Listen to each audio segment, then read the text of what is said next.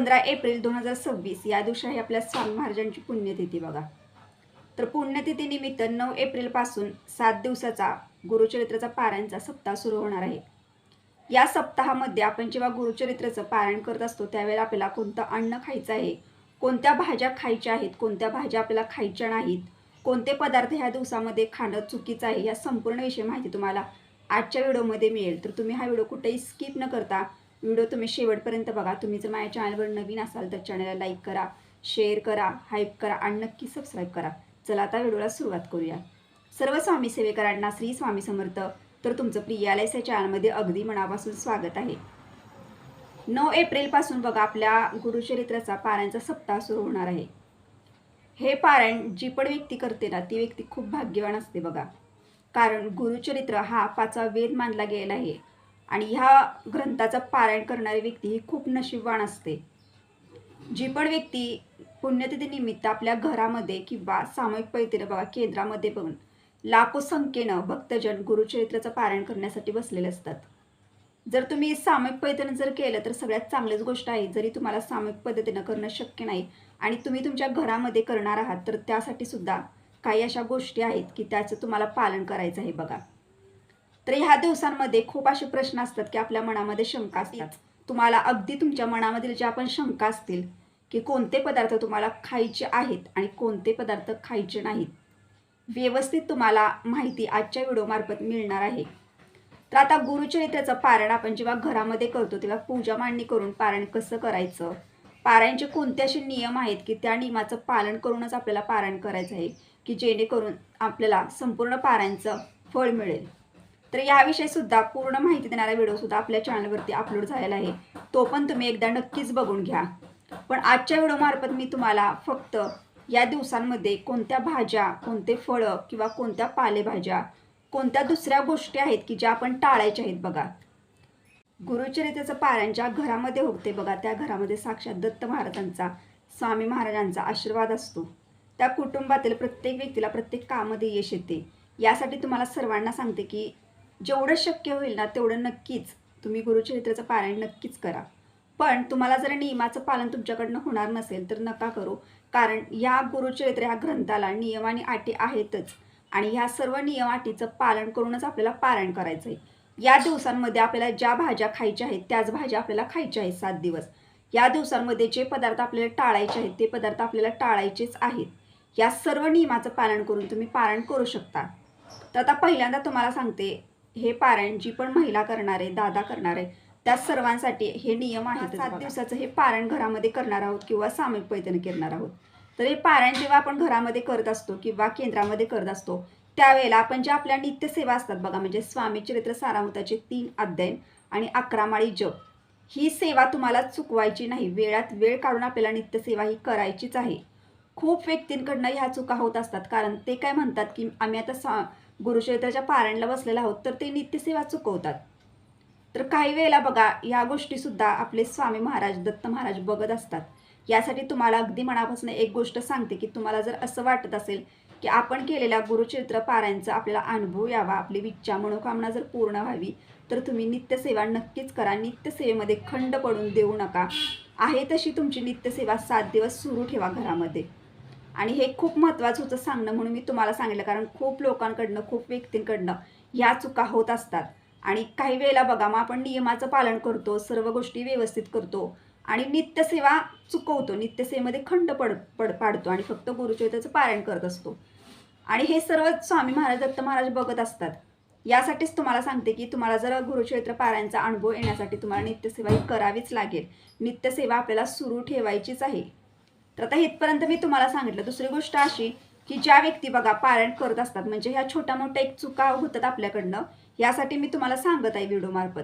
तर बघा काही वेळेला आपण पारायण करतो, ज्या आपण महिला असतील किंवा दादा असतील बघा, या 7 दिवसामध्ये मी एका आधीच्या पण व्हिडिओमार्फत मी तुम्हाला ह्या गोष्टी सांगितलेल्या ही गोष्ट. तर आज पण मी तुम्हाला सांगते. तर बघा आपण जे वेळेला महिलांच्या ज्या पर्स असतात किंवा दादांचे जे वॉलेट असतात ज्याच्यामध्ये आपण पैसे ठेवत असतो, तर ह्या ना चांबड्यांपासून बनवलेल्या सुद्धा असतात. आणि काही वेळेला बघा हे आपल्या जवळ असतात आणि आपण तेच घेऊन मंदिरामध्ये प्रवेश करतो किंवा घरामध्ये सुद्धा इकडे तिकडे करताना आपण त्या वस्तूंना हात लावत असतो. यासाठी सगळ्यांना मनापासून सांगते की ह्या जर वस्तू जर तुमच्याकडे असतील तर ह्या वस्तू साईडला ठेवा. ह्या 7 दिवसामध्ये ते वॉयलेट किंवा ती पर्स यूज करू नका. पारायण करणाऱ्या व्यक्तीनं 7 दिवस कोणते अन्नपदार्थ सेवन करायचे, कोणत्या भाज्या खायच्या, कोणत्या पालेभाज्या खायच्या आणि कोणत्या अशी भाज्या आहे की जी आपण ह्या 7 दिवसामध्ये खायची नाही. आणि खूप व्यक्ती ह्या चुका करत असतात. तर ह्याविषयी तुम्हाला सांगते. तर बघा, 7 दिवस पारायणला आपण सुरुवात करणार आहोत 9 एप्रिलपासून. तर पारायणच्या पहिल्या दिवशीच आपण जर घरामध्ये चपाती खाल्ली तर तुम्हाला 7 दिवस चपाती खायची आहे.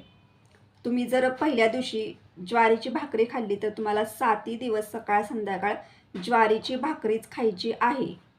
त्यानंतर जर तुम्ही भात खाल्ला पहिल्या दिवशी तर तुम्हाला सकाळी संध्याकाळी 7 दिवस फक्त भातच खायचा आहे. तर ह्या तिन्ही पदार्थामधला तुम्ही एक पदार्थ निवडायचा आहे की तो तुम्ही 7 दिवस खायचा आहे. शक्य होईल तेवढं मी तर तुम्हाला सांगते, तुम्ही चपाती किंवा ज्वारीची भाकरी यातला एक पदार्थ निवडा. कारण भात खाऊ नका. भात हा शक्यतो गुरुचरित्राच्या पारायण करत असताना जेवढा शक्य होईल तेवढा टाळण्याचा प्रयत्न करा. भात हा खाणं शक्यतो टाळाच. तर आता इथपर्यंत मी तुम्हाला सांगितलं. तुम्ही जर चपाती निवडली, म्हणजे चपाती जर तुम्ही पहिल्या दिवशी खाल्ली तर तुम्ही चपातीचे कोणते पदार्थ खाऊ शकता, तर तुम्ही गव्हाच्या पिठाच्या पुऱ्यासुद्धा बनवून खाऊ शकता किंवा तुम्ही गव्हाच्या शेवया असतात त्यासुद्धा खाऊ शकता किंवा तुम्ही गव्हाच्या कुरडई बनवलेल्या असतात ते सुद्धा खाऊ शकता.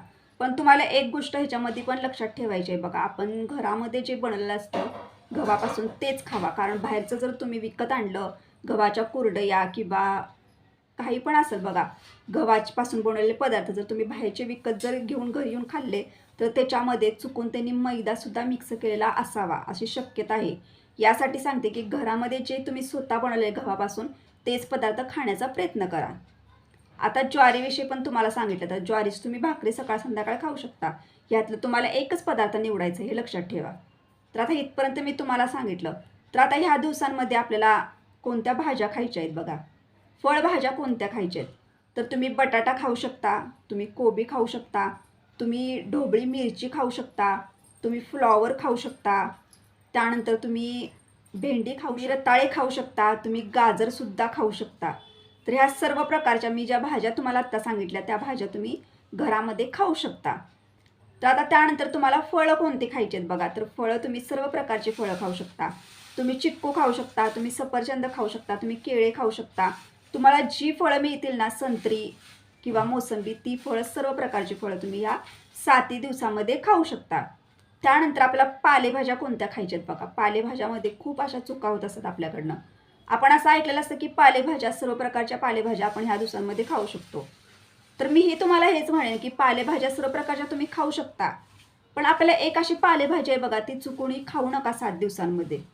तर आता ती भाजी कोणत्या ह्याविषयी सुद्धा मी तुम्हाला सांगेन. पहिल्यांदा तुम्ही कोणत्या भाज्या खाऊ शकता याविषयी सांगते. राजगिऱ्याची भाजी तुम्ही खाऊ शकता, मेथीची भाजी तुम्ही खाऊ शकता, लाल माठ तुम्ही खाऊ शकता, हिरवा माठ तुम्ही खाऊ शकता किंवा तुम्ही कढीपत्ता टाकून वगैरे भाजीमध्ये बनवत तुम्ही कढीपत्ता यूज करू शकता. तुम्ही कोथिंबीरसुद्धा यूज करू शकता. तर ह्या तुम्ही पालेभाज्या खाऊ शकता. तर आता त्याच आपण मसाल्यामध्ये कोणते मसाले यूज करून ह्या भाज्या बनवू शकतो बघा. बटाटे किंवा कोबूची भाजी, फ्लॉवर, ह्या भाज्या कशा बनवू शकतो, भेंडीची भाजी. तर तुम्हाला सांगते की तुम्ही हिरवी मिरची टाकून सुद्धा भाजी बनवू शकता, कढीपत्ता टाकू शकता, जिरेसुद्धा यूज करू शकता. आणि तुम्हाला लाल मिरची पूड सर्वांना माहिती आहे की मिरच्या असतात बघा नुसत्या लाल वाळलेल्या, त्याची आपण मिरची पूड बनवतो. ती मिरची पूड टाकून सुद्धा खाऊ शकता. त्यानंतर तुम्ही ह्याच्यामध्ये बघा हळद टाकू शकता, हिरवी मिरची घालून तुम्ही करू शकता. आता आपण हे सर्व बनवत असताना आपल्याला कोणतं तेल यूज करायचं आहे, तर ह्या दिवसांमध्ये तुम्हाला सूर्यफुलाचं तेल आणि करडईचं तेलच यूज करायचं बनवायचे आहे. तर आता तुम्ही दुसरं अजून काय खाऊ शकता, तर आपण दही खाऊ शकतो, ताक खाऊ शकतो, दूध वगैरे सर्व घेऊ शकतो ह्या दिवसांमध्ये. तर इथपर्यंत तुम्हाला सर्व सांगितलं मी. आता कोणत्या गोष्टी आपल्याला खायच्या नाहीत, कोणते पदार्थ आपल्याला टाळायचे आहेत या दिवसांमध्ये याविषयी तुम्हाला सांगते. आपल्याला मैद्याचे पदार्थ पूर्णपणे टाळायचे आहेत. मैद्यापासून बनवलेला कोणताही पदार्थ या 7 दिवसामध्ये आपल्याला खायचा नाही. त्यानंतर आपल्याला कांदा लसूण वापरायचा नाही. कांदा लसूण पूर्णपणे वर्ज करायचा आहे बघा. कांदा लसूण हे तामसी पदार्थामध्ये येतं, त्यासाठी आपल्याला 7 दिवसामध्ये कोणत्याही भाज्यामध्ये कांदा वापरायचा नाही किंवा घरामधली जी चटणी असते बघा ती सुद्धा वापरायची नाही, कारण आपण त्याच्यामध्ये कांदा टाकलेला असतो. तर आपल्याला कांदा लसूण पूर्णपणे वर्ज करायचा आहे. तुम्हाला भाजी बनवताना घरातल्या चटणी टाकून बनवायची नाही, तर तुम्हाला मिरची पूड, नुसत्या मिरच्यांपासून बनवलेली जी मिरची पूड असते ना त्याचाच वापर करायचा. तुम्हाला काय खायचं नाही, आपल्याला भात सुद्धा शक्यतो खायचाच नसतो भात. आणि तुम्हाला डाळ वगैरे, आता ह्या दिवसांमध्ये आपलं द्विदल धान्य म्हणजे डाळी, कोणत्याही प्रकारची डाळ तुम्हाला, आता मुगाची डाळ असू शकते, तुरीची डाळ असू शकते, अजून मसूरची डाळ वगैरे असते बघा, तर कोणती प्रकारची डाळ तुम्हाला ह्या 7 दिवसामध्ये खायची नाही. आपल्याला शेंगदाण्याचा वापरसुद्धा कोणत्या भाज्यांमध्ये करायचा नाही. द्विदल धान्य जे असेल ते आपल्याला ह्या दिवसामध्ये खायचं नाही. या गोष्टींची पण काळजी, म्हणजे कोणत्याही प्रकारच्या डाळी तुम्हाला खायच्या नाहीत. आता जे पदार्थ मी तुम्हाला सांगितले ना, म्हणजे ज्या भाज्या तुम्हाला सांगितल्या, ज्या पालेभाज्या किंवा ज्या पण फळभाज्या मी तुम्हाला सांगितल्या बघा, म्हणजे बटाटा असू शकतो, आणि हे बनवून तुम्ही खाऊ शकता. आता तुम्ही सकाळी जर भेंडीची भाजी बनवली, चपाती जर बनवली, तर तुम्ही संध्याकाळच्या वेळेला कोबूची भाजी बनवू शकता. आणि त्याच्यामध्ये तुम्ही, आता भेंडीची भाजी आपण कशी बनवतो, थोडीशी हळद तुम्ही घालू शकता, हिरव्या मिरच्या त्याच्यामध्ये टाकू शकता, तुम्ही त्याच्यामध्ये जिरे टाकू शकता, आणि तसंही तुम्ही बनवू शकता. आता आपण समजा जर तुम्हाला म्हणजे ह्याची भाजी बनवायची, बटाट्याची भाजी तुम्हाला बनवायची, तर तुम्ही मिरची पूड टाकून बनवू शकता किंवा हिरव्या मिरच्या वगैरे टाकून सुद्धा बनवू शकता. असंही तुम्ही 7 दिवस खाऊ शकता. पण कडधान्य, द्विदल धान्य कोणतंही खाऊ नका. भाजी आहे बघा, तर ती आहे शेपूची भाजी. खूप व्यक्तीकडनं अशा चुका होतात की पालेभाज्या म्हटल्यानंतर त्या सर्व प्रकारच्या पालेभाज्या घरी आणून खातात, पण तुम्ही शेपूची भाजी ना या 7 दिवसामध्ये खाऊ नका. कारण शेपू खाल्ल्यामुळे आपल्याला ढेकर येते, आपल्याला सुस्ती येते. आणि तुम्हाला सर्वांना माहिती आहे की गुरुचरित्राचं पारायण करत असताना आपल्याला ह्या गोष्टी आपल्यासोबत होणं हे टाळायचं आहे. जेवढं न होता येईल तेवढं तुम्ही टाळण्याचा प्रयत्न करा. कोणत्याही प्रकारचा आपल्याला शेपूची जर भाजी खाल्ली तर तुम्हाला वारंवार त्याचा त्रास होत राहणार, ढेकर येत राहणार किंवा पित्त होणार किंवा त्याचप्रमाणे आपल्याला सुस्ती येऊ शकते. यासाठी आपल्याला पालेभाज्या खायच्या आहेत, पण त्या पालेभाज्यामधली शेपूची भाजी आपल्याला 7 दिवसामध्ये खायची नाही. तुम्हाला वांगंसुद्धा ह्या 7 दिवसामध्ये खायचं नाही. ही गोष्टीची काळजी घ्या. कारण खूप व्हिडिओमध्ये असं सांगितलेलं की वांगं चालतं म्हणजे खाल्लं तर, पण वांगं हे खायचं नसतं. वांगं हे तामसी पदार्थामध्येच येतं. तर अशा पद्धतीने मी तुम्हाला आजच्या व्हिडिओमार्फत सांगितलेलं आहे की कोणत्या भाज्या खायच्या, कोणत्या फळभाज्या खायच्या. आता हे सर्व तुम्हाला मी व्यवस्थित सांगितलेलं आहे समजावून. जरी तुम्हाला काही शंका असेल तर तुम्ही कमेंटमध्ये विचारू शकता, मी नक्कीच तुम्हाला तिथे रिप्लाय करण्याचा प्रयत्न करेन. तर आता बघा, ह्या दिवसांमध्ये उपवास येतात. आता 7 दिवसाचं पारायण आहे, तर कुणाचा सोमवार येऊ शकतो. आता पहिलाच दिवस जो पारायण झालेला आहे बघा, तो आहे गुरुवार, आणि खूप महत्त्वाचा दिवस आहे, आपल्या स्वामींचा वार आहे. तर या दिवशी गुरुवारसुद्धा काही भक्तांचा असू शकतो. तर तुम्ही फळाहार घेऊ शकता, तुम्ही बटाटा खाऊ शकता, तुम्ही राजगिरीचे लाडू खाऊ शकता, किंवा तुम्ही खिचडी बनवून सुद्धा ह्या दिवसांमध्ये खाऊ शकता, ज्यांचा उपवास आहे त्यांनी. पण एक गोष्ट लक्षात ठेवा की निरंकार राहून आपल्याला गुरुचरित्र ह्या पोथीचं वाचन करायचं नाही. आता निरंकार म्हणजे काय, तर आपल्या पोटामध्ये काही सुद्धा नसतं, तर तुम्हाला फळ वगैरे घ्यायचं आहे आणि राजगिरीचे लाडू वगैरे खायचे आहेत किंवा शाबू वगैरे बनवून तुम्ही खाऊ शकता घरामध्ये. असा आपल्याला उपवास करायचा आहे. तर आजच्या व्हिडिओमार्फत मी तुम्हाला जर हा व्हिडिओ आवडला असेल तर लाईक करा, शेअर करा, नक्की सबस्क्राईब करा. भेटूया आता नेक्स्ट व्हिडिओ. तुमच्या सर्व स्वामी सेवेकरांना श्री स्वामी सेवा.